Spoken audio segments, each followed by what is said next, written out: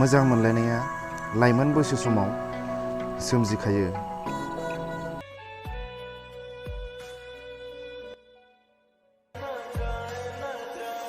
बियो सोर? बियो लोगोसो।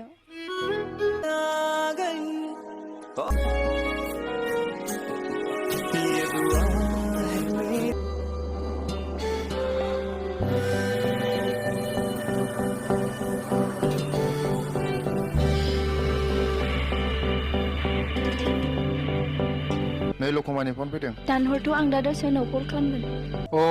आं नोंनो खोन्थानोसो बावदोंमोन। बियो आंनि जेब। माबायदि नुदों? मोजाङानो।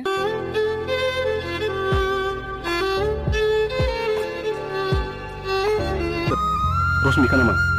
ना दानहर। मानो नों आंखौ इगनर खालामबाय थायो? मानो नों आंखौ मोजां मोना नामा?